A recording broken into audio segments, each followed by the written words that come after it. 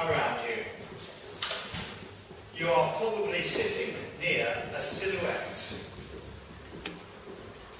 How is it making you feel?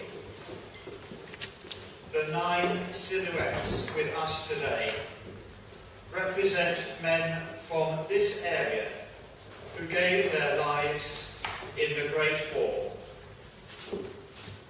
Today, they will become real people. I am the current rector of St Mary's. 100 years ago, my predecessor was a man named Henry Sanders. He came here first in 1906, and at his institution, in that year, he said, "I want the church to become a great power for righteousness and a great power for the service of God and man in this place." 100 years ago, towards the end of his time at St Mary's, and in failing health, one of his last tasks for the church and the people of Woodford was to take part in a discussion and planning for memorials to the soldiers of Woodford who had died in World War I. Then, just as there would be today, there was much discussion about what form a memorial should take.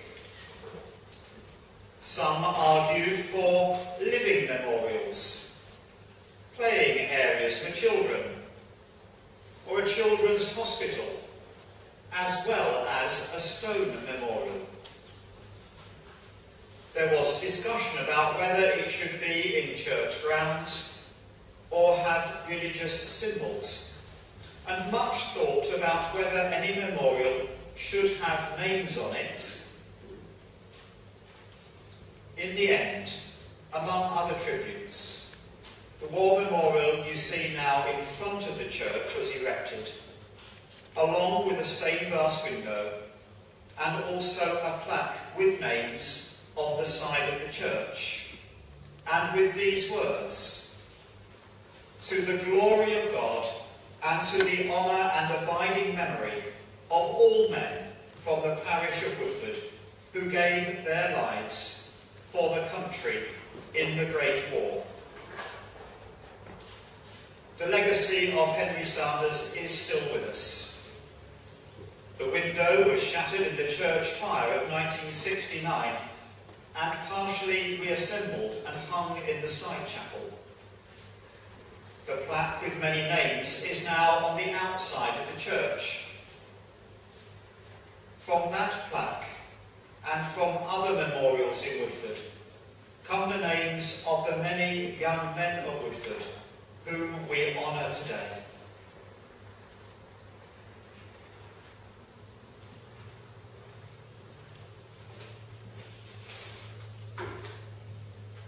I remember this hall.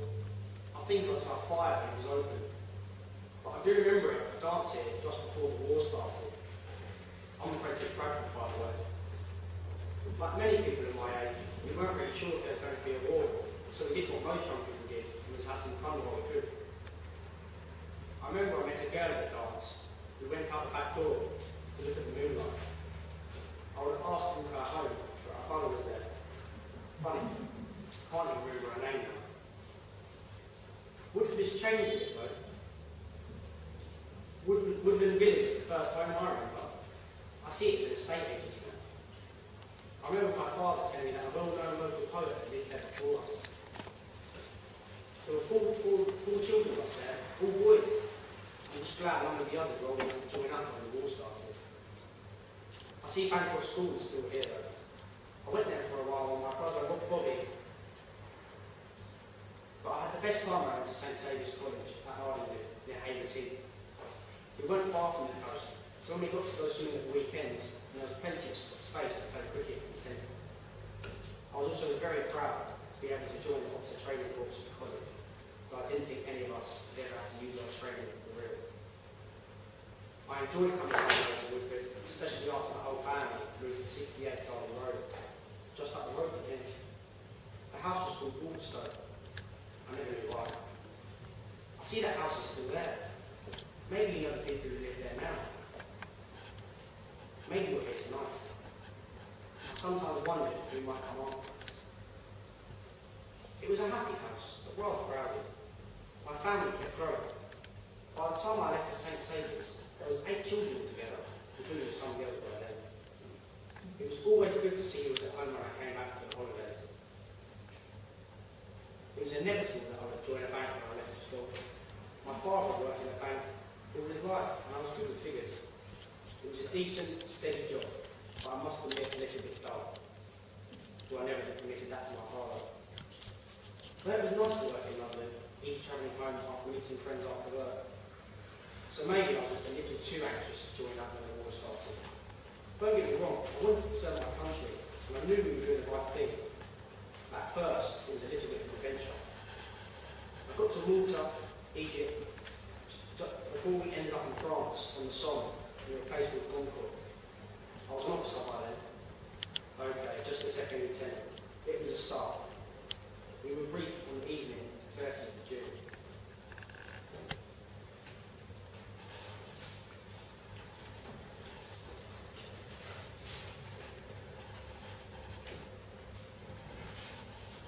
On the evening of the 30th of the 6th, 1916, the battalion gathered in the assembly area for the attack on Gomercourt the next morning. Quarter London were to provide support on the left to the Rangers. The following day, the Rangers advanced at 07:30 into a hail of shell and machine gun fire. By 08:15, when it was clear the Rangers' attack was faltering, Quarter London, who were under intense bombardment in their trenches, were ordered to support them. Many of those few who actually reached the German lines were killed or captured. Soon, all that remained of the 2 full battalions were small groups of men. A later attempt at reinforcement by D Company of Quarter London got no further than yards into no man's land, where it was halted by artillery fire. By 14:30, those survivors of the Rangers and Quarter London who could do so were returning to the British front line via shell holes to gain a little protection. The diversionary attacks was a costly failure. Frederick Bramford was among those killed in action that day who have no known grave.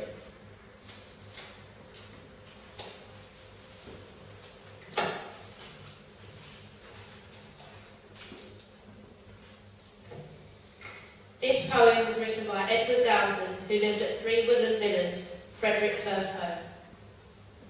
Vita Summa Brevis.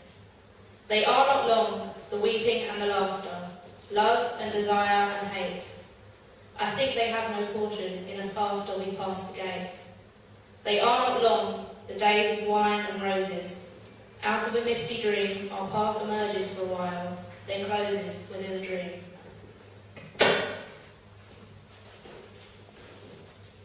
Let me introduce myself. Private Harry Jordan, 1689. Henry Edward Jordan, to be precise.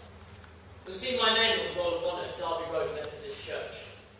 There are 13 of us from our church and Sunday school recorded there who made the supreme sacrifice for the cause of freedom and righteousness during the Great War. Sounds grand, doesn't it? But let me set it straight. 12 young men living in Derby Road never returned. 2 families lost 2 sons each. The youngest was 19 years old, the oldest 31. I was 27. There are 73 names on St. Mary's Roll of Honour, just across the churchyard from where you are sitting. All lost in 4 years. By rights, I wouldn't have lived round here at all, had I not been fostered by Richard and Sarah Wybrow, along with another boy, Percy Goldbolt. I was born in West Ham in 1889, as an orphan.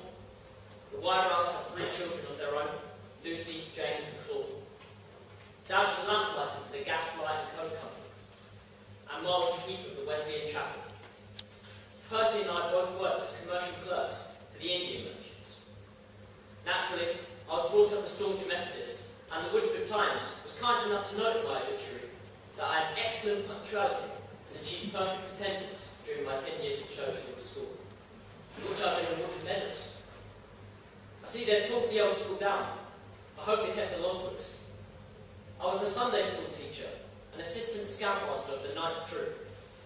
I promoted a lodge of good Templars for juniors and a junior tent of reprobates, don't ask. Teetotals to you, promoting abstinence from alcohol. Well, I volunteered for the army in November 1915 at St. Paul's Churchyard in the City of London.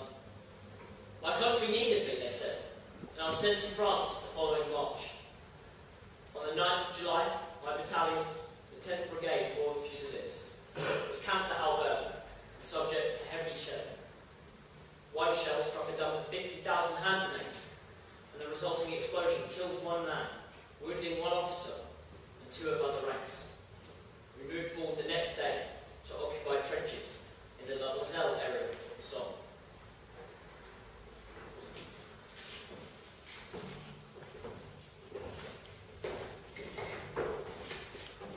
From the 10th Brigade Royal Fusiliers Official War Diary. The weather was fine and very warm, and the day was spent improving our defences and burying some 50 dead with British and German.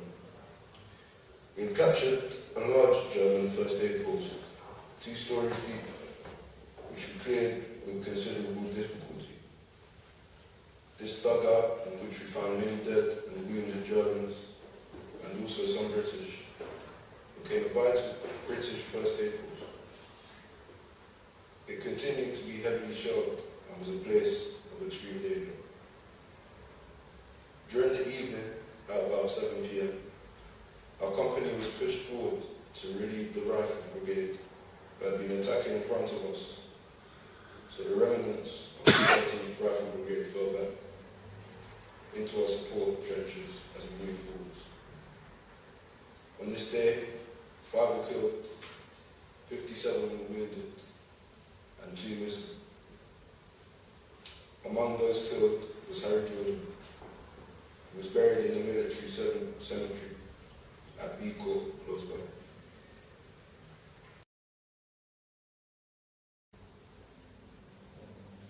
I think it's about time someone heard my story, 100 years on. A sad story, you'll agree. Unusual? Who knows? Some wag once joked that to lose one son was unfortunate, but to lose more than that was downright carelessness. As if they fell out of my string bag and rolled into the gutter like Brussels sprouts, or I dumped them on the bonfire like a pair of old socks and a couple of worn-out shoes. Oh, I knew they were all right. You'll soon find out. Eliza Nightingale is my name. Sounds like the girl from My Fair Lady, but no such fairy tales for me. By 1911, my husband Harry was an inmate of the West Ham workhouse in Union Road, Leytonstone, and died the same year. I kept going as a charwoman to pay the rent. I was used to hard work, and all that scrubbing of floorboards and beating the dust out of rags and carpets worked through my anger, my despair, somehow.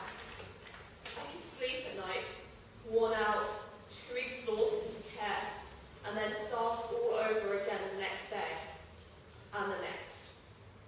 We lived at 22 Chase Road, South Woodford, just off Grove Hill, and my 4 sons all went to war.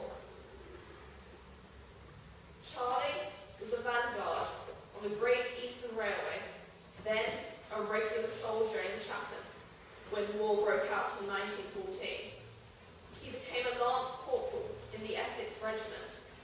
Let me tell you what happened. His battalion landed in Le Havre in August 1914 and was involved in the battles of Le Cateau and the Marne, amongst others. From his letters, I thought Charlie's luck was with him. He'd survived a lot of frantic fighting to stop the Germans.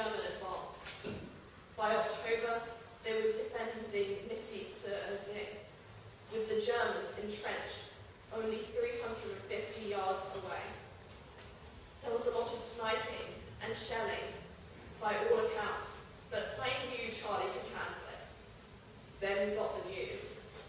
Charlie was killed by enemy action on the 5th of October. He was the first of the brothers to be lost. Less than a year later, we lost Fred, a private with the South Wales Borderers. Fred had been a labourer, and he and his wife Louisa lived just up the road from me. The regiment left Avonmouth on the HMT Royal Edward with other badly needed reinforcements destined for the Middle East forces at Gallipoli. Just over 2 weeks later, the ship was torpedoed, hit in the stern by Heimo von Heimbrig in the UV-14.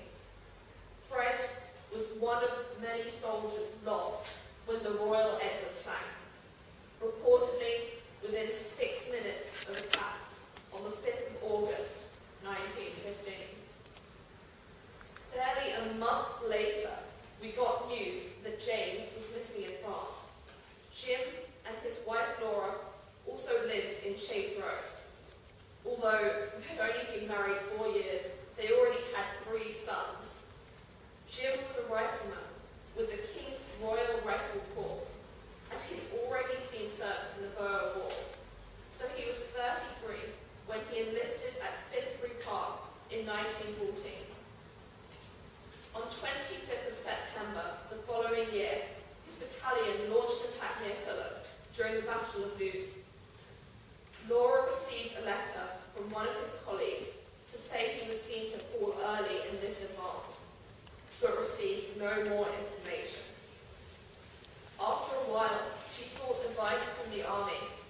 Initially, she was incorrectly reassured that he was still serving with his battalion. No body was recovered from the battlefield. Jim was presumed to have been killed in action. The war dragged on, and Walter survived for another 1.5 years until he too was killed in action on the 11th of March, 1917, during the Battle of Arras. He left a young wife, Mary, and 2 children. Walt was a trooper in the Household Battalion. The 2 leading platoons of his company were practically destroyed, the officer wrote.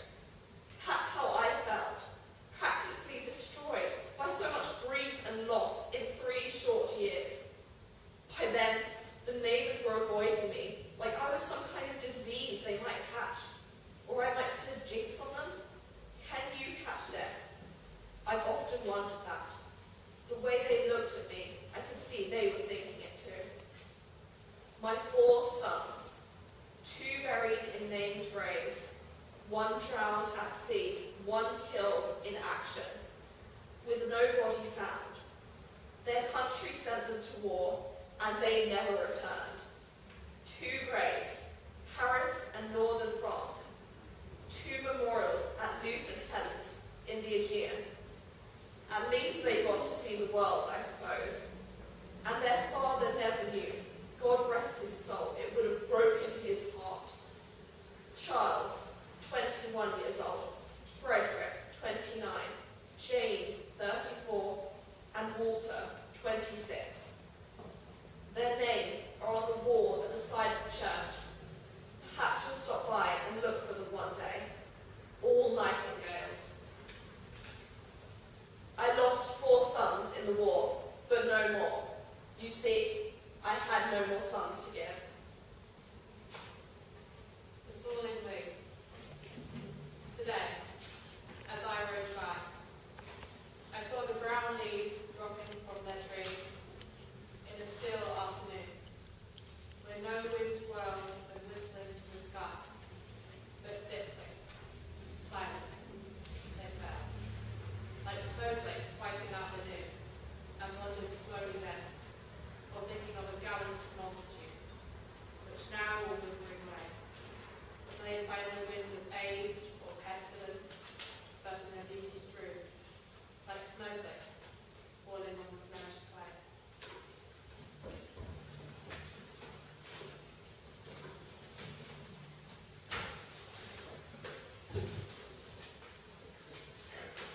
ladies and gentlemen. My name is Frank Diamond, Private, 1st Battalion, Woodford Regiment. These lads want me to do the talking. They say it because I'm the oldest, 33, last birthday. But that's only their excuse. Truth is, they're too modest to talk about themselves. They don't want me calling them war heroes. Well, I'll tell you their stories, you can judge for yourselves. First, Private Edward Fenton, 1st Battalion Grenadier Guards, age 23. He got the military medal for action at that German stronghold with the jawbreaker grenade for horizontal redoubt. That was a hard nut to crack, all right. Fenton distinguished himself in bombing attacks and also rescued an officer while under shell and machine gun fire. I'd say that made him a hero, wouldn't you? Not me, John. I just think my bit like other lads. You want a hero? Look, I'm military. Flying it, wasn't he? Right, son. Sergeant William Middleton, 22nd Wing, 205 Squadron, Royal Air Force, age 21. He got the Distinguished Flying Medal for taking part in 67 bombing raids and showing conspicuous gallantry in bombing enemy lines. On one occasion, he made 6 direct hits despite intense anti-aircraft fire, and he shot down 6 German aircraft in 6 months. Pretty good going, eh? French gave him a medal too. Excuse my accent. Miguel d'Honneur avec Glamours et Argent. A pretty rare award. They thought he was a hero, all right. Nothing heroic about it. I was trained to do a job and I did it. I got some thrills out of it too. The truth be told, the way I see it, Burton here is more of a hero than me. He went through the New York and then he stayed. True. He's a great man. Private Albert Burton, 2nd Battalion, Norfolk Regiment, age 25. His name was brought to notice by General Townhead for good service in connection with operations under his command. And a year later, 1 year later, he was awarded a Distinguished Conduct Medal. We won't talk about what he did to deserve that. Doesn't care to be reminded.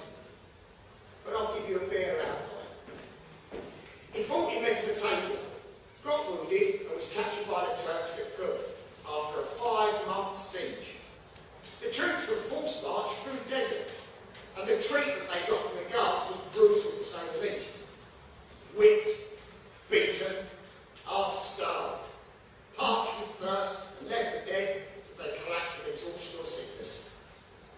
If courage in adversity makes you a hero, Burton's worthy of the name, all right. Burton does not respond, but stares into space. And what about you, old man? Me? Had nothing much to say. Did my bit at us. No war medals, just an ordinary time. Alright. I did get a civilian medal back in 1910. When I was an attendant at Clavering Asylum, and one day I spotted a patient climbing up a stack pipe to the roof. It's a 37-foot drop to the bottom there. So naturally, I had to go after him and hold him security, and I wrote a ladder could be fetched for him to get down safe. A few months later, I got the Albert Medal for saving life. A great honour and all that. But I was only doing my job. Any other attendant would have done the same for the poor beggar. I just happened to be on the spot. To me, it's the man who shows his mettle when he's really up against it who's fit to be called a hero. Like these lads here. But like Guy Compton, twice decorated for outstanding bravery. You ought to hear his story.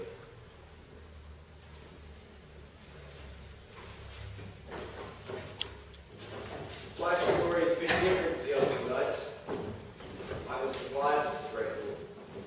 My name is Bernard Charles Sidney, sometimes known as Bomber. I was a school marshal at Barrows for the outbreak of the war. But this is not my story. That was some brothers I met at Barrows. Compton boys. Guy, Rex, and Robert. It's not always easy being a schoolmaster when you're not that great older students, but it was not too bad at Bagros. I taught the older pupils, and at times it was a bit like being at university. That's when I first got to know the Compton boys as they were. They arrived one after the other, 3 of them, all really good athletes. Rex would win inter school swimming championships almost single-handedly. I did not know the guy quite as well, as he left school not long after I arrived and became a farmer in Sussex, but he often came back to support his brothers at sporting events. He was good at drawing too. I sometimes wonder if he ever got the chance to draw any pictures when he was out at the front. Guy and Rex enlisted in the first few weeks of the war, about the same time as I did. And I often thought how proud their parents must have been of them. Which I must admit, I never thought how hard it might be to lose them, one after the other, and so close together. That only came after the war. And maybe it was because I was feeling a bit guilty about surviving when men died around me.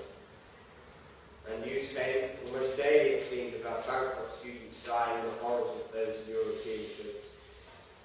So I decided to try and find out a bit more about what had happened to the boys I had taught. That's when the Compton boys really stood out for me. Guy was already making a name for himself as a farmer when he joined the Royal Sussex Regiment just after turning 20.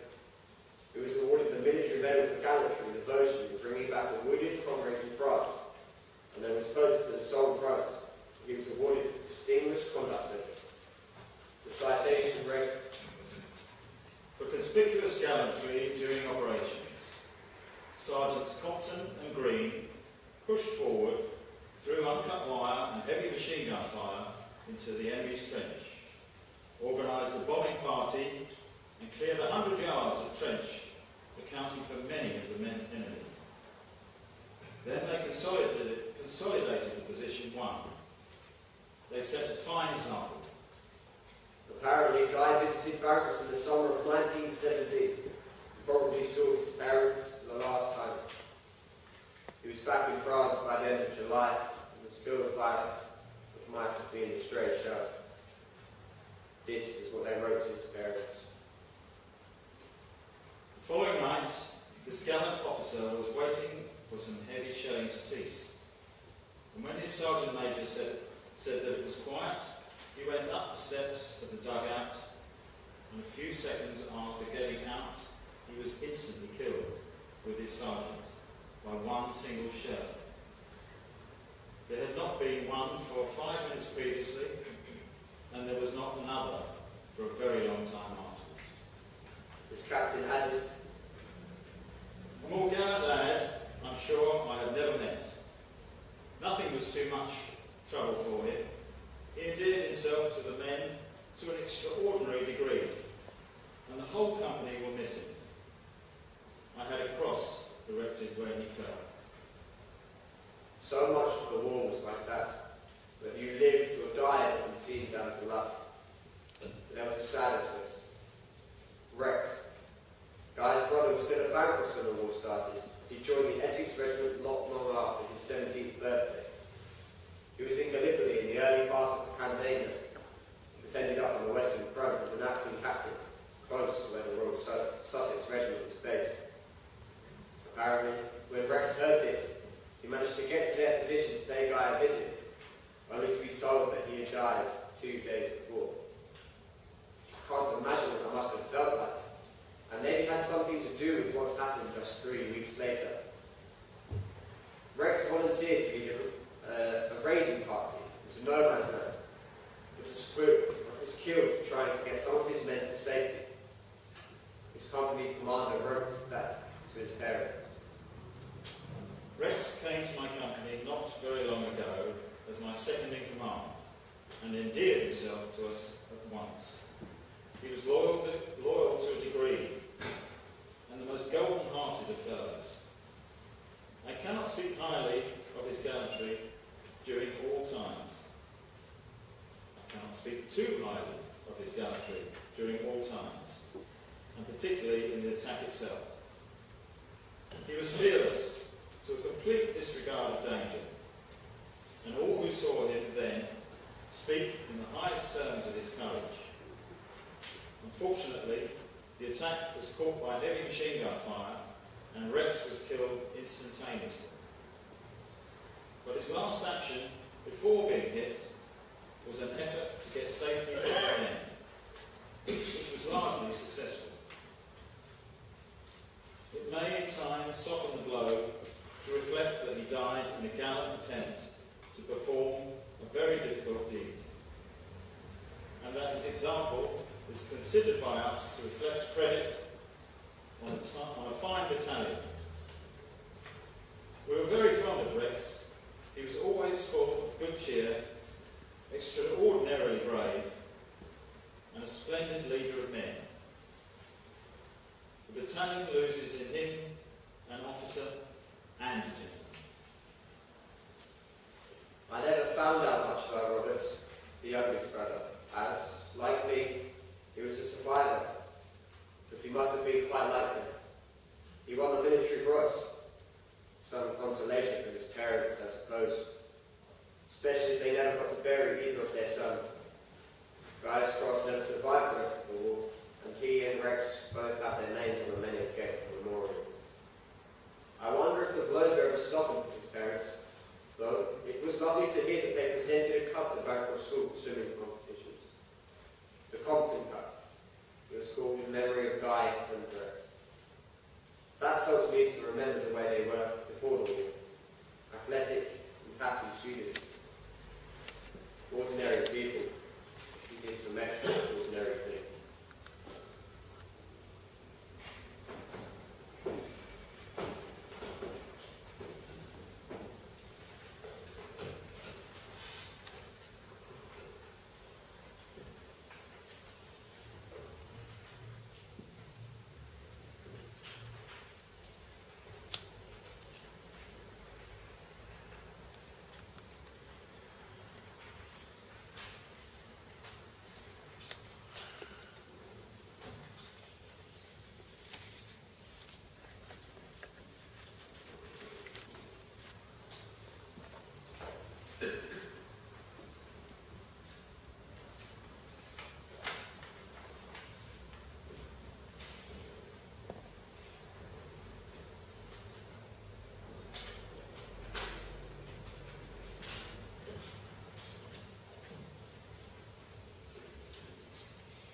In this war, there is a nation united in anguish. It is a nation of mothers. These are the words of Sylvia Pankhurst, who spent the war years working to improve the lives of mothers in the East End of London. Some of these women had suffered great personal loss, like Mrs. Eliza Nightingale, whose story we have heard tonight. Others were out of work due to the closing of factories on the outbreak of war. Many were left to bring up children alone with their breadwinners away at the front. All were struggling with rising food prices and poor living conditions. In 1915, an Australian journalist named Stella Miles Franklin visited Sylvia Pankhurst in Bow and wrote a report for the Sydney Morning Herald about the social projects she saw in progress there. Let her tell you more.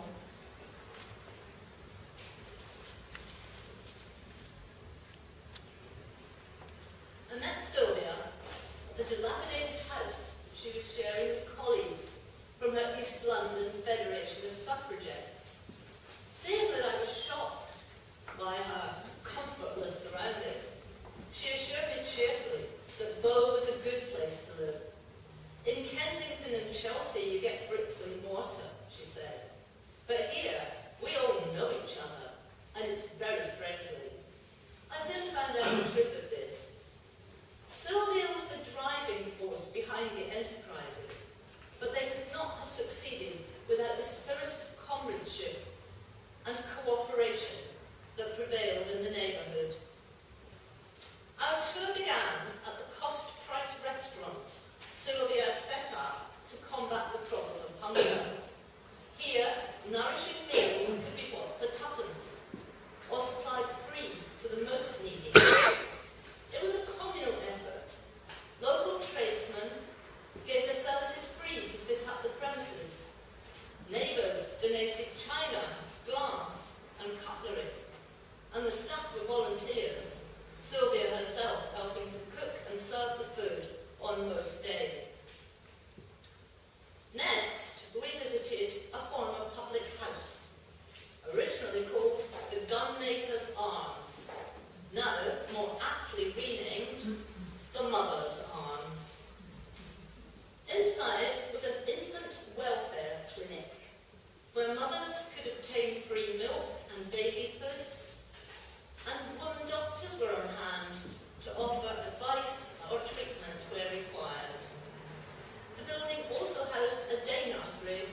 Montessori school. It was one of 5 such clinics in the borough, all maintained by subscription. The people round about were very generous. Workers at a nearby munitions factory donated £3 a week from in-work collections. Leaving the Mother's Arms, we proceeded round the corner to the Elon Toy Factory, Elon for East London, where 59 women were employed at trade union rates of pay with a creche provided for their children. The German toy supply had been cut off by the war, so Sylvia took the opportunity to step into the breach. Her sales strategy was a bold one. She piled a bunch of toys into a taxi and drove to Oxford Street, where she persuaded Gordon Selfridge to buy her stock. Soon, orders poured in from other big stores, including Liberty's and Gammage's. The factory had to be self-supporting, so the toys were priced to suit the neighbourhood pocket. But Sylvia compensated by giving them away as prizes in local raffles and by distributing seconds and soiled stock to be sold cheaply in the small shops of Bow, so that many East End children managed to obtain a Japanese doll, an Elon teddy bear, or a revolving wooden parrot on a stick. Sylvia made clear to me that these were not charitable ventures, but a means of bringing women together as a strong, self-sufficient community, helping them, in her words, to become fighters on their own account, demanding for themselves and their families a full share in the benefits of civilization and progress. As a pacifist, she did not see her practical action as a contribution to the war effort, though there is no doubt that it saved many lives. A woman of tremendous courage, energy and resourcefulness, she became a heroine to many, though she would probably have said that she was only doing what her conscience dictated. Nevertheless, in East London, even today, our Sylvia is remembered with love and honour. Good evening. I am me. I will tell you about my Uncle Paul. I'm the youngest son of the youngest son of Mr. Horace Smith. My father was the dentist who set up the practice in Leiblands Avenue in 1933. His brother David was a GP in Maybank Road, now Mulberry Way. The two brothers were active in the community in South Woodford. However, together with their 10 siblings, they never disclosed to their children, to me, the mystery concerning their eldest brother, Paul. I wonder why. When I was a young lad, my father would tell me about when he was a young lad of about 6 years old, his big brother, Paul, came in to tuck him up in bed and kiss him goodnight, wearing his brand new, smart army uniform. That was the last time I saw my brother Paul, he would tell me, with some pain in his eyes. Neither my father, nor my aunts, nor uncles, Paul had 10 siblings, had ever disclosed to my generation what happened, other than vague rumours that he falsified his name and the simply, sadly very common, dismissive statement, oh, he was killed in the war. In their latter years, we never pestered them for detail. Paul had been a sad loss to be forgotten, stiff upper lip of Edwardian respectability. So what did happen to my Uncle Paul?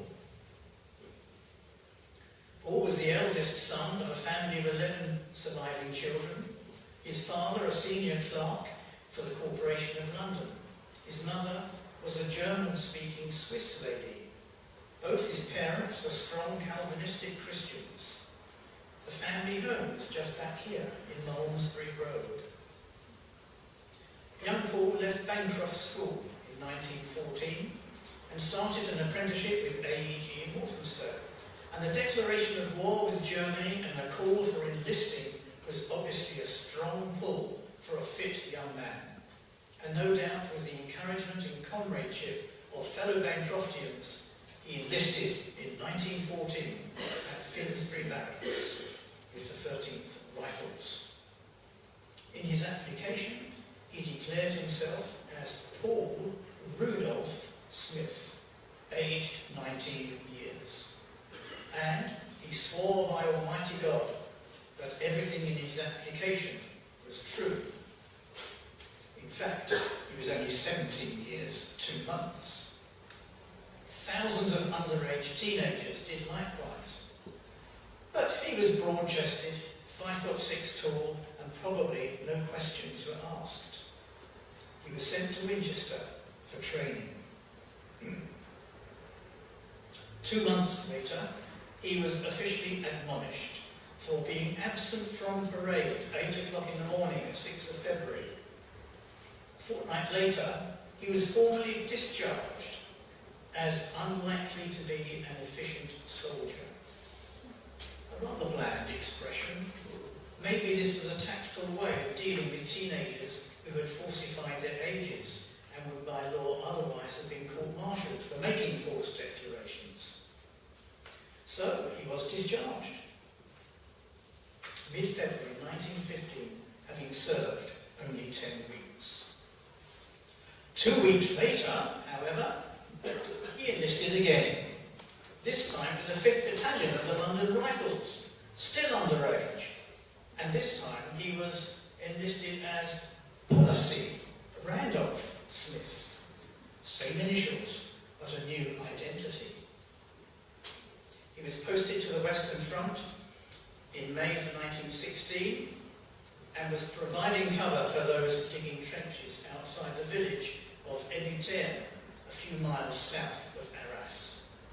He died under shell fire on the 23rd of May 1916, just days before the First Battle of the Somme, still not yet 19.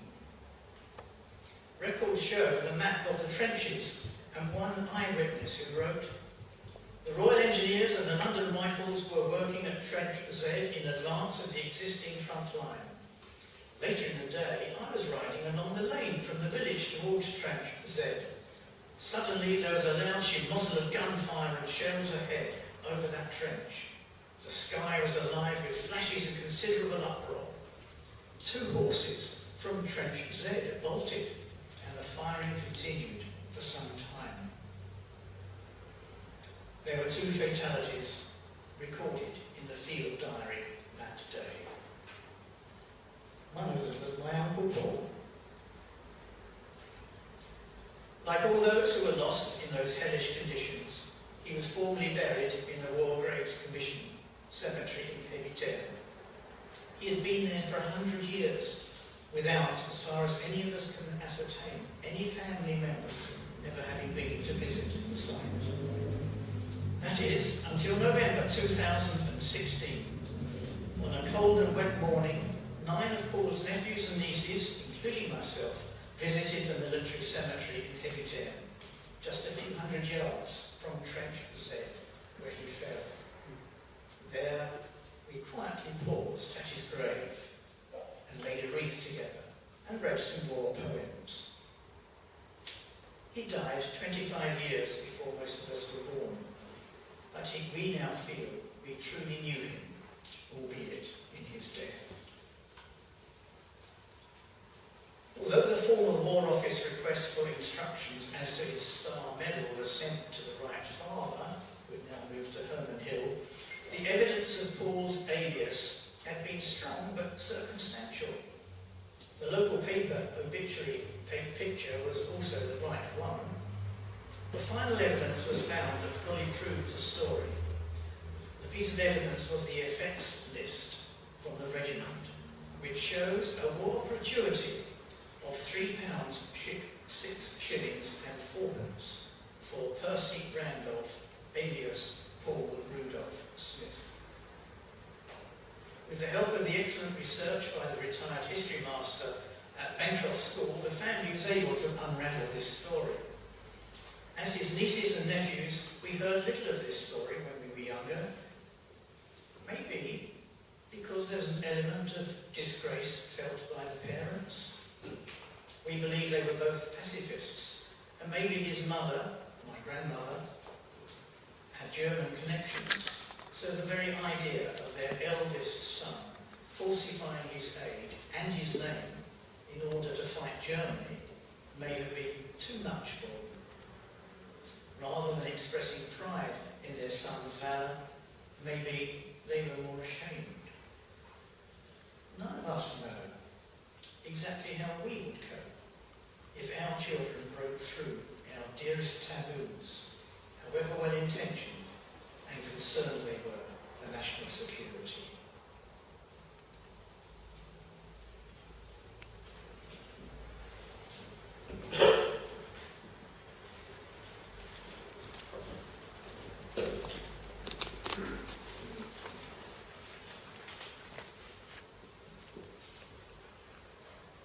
Good evening, ladies and gentlemen.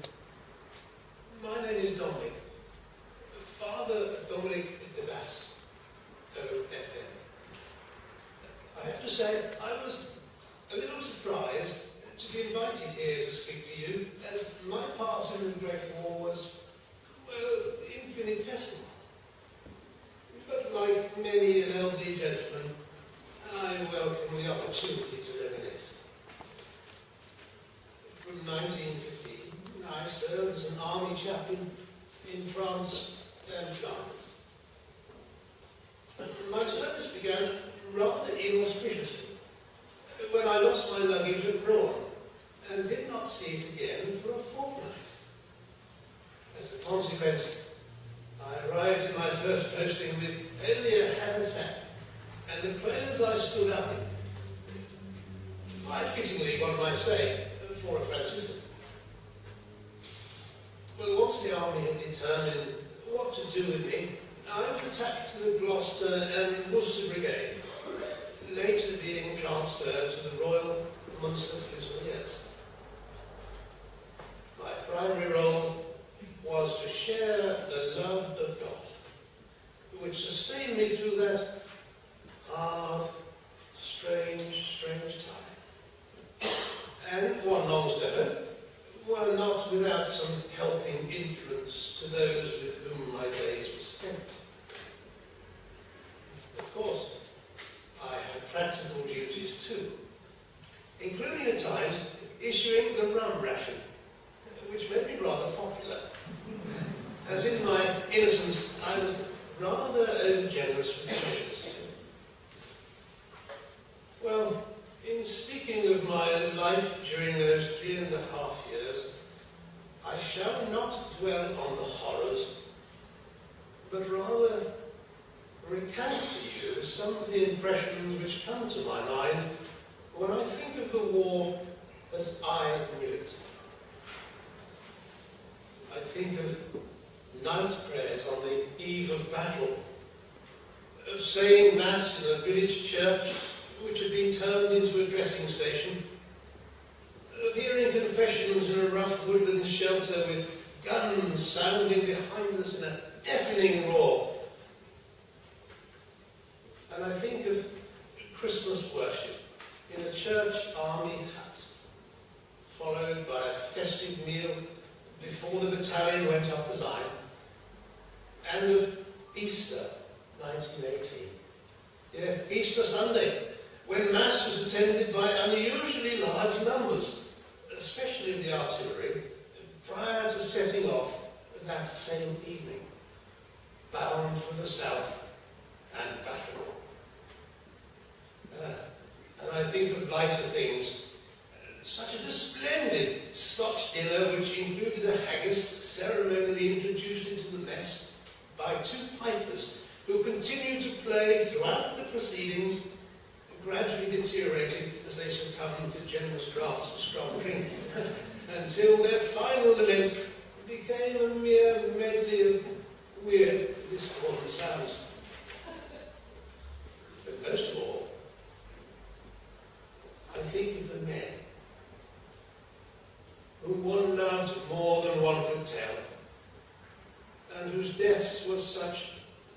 deep felt losses. Oh, how wonderful they were.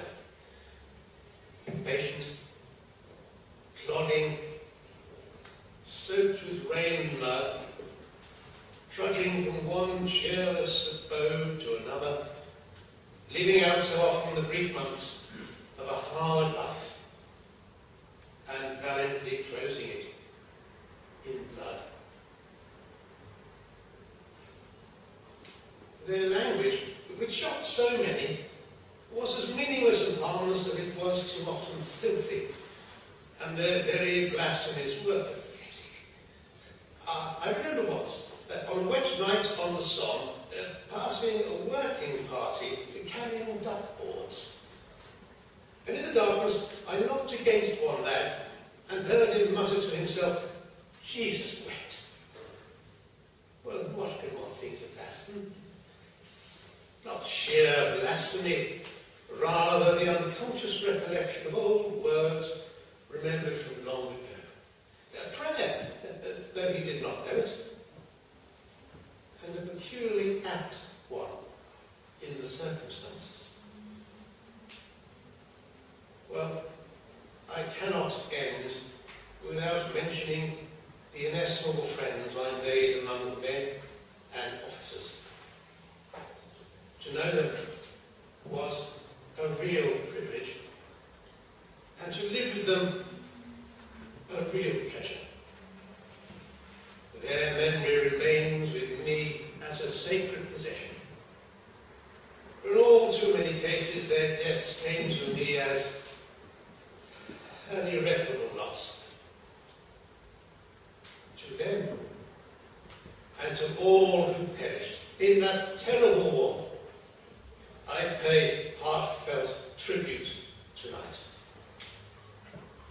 May they rest in peace and rise in glory. And may God bless you all.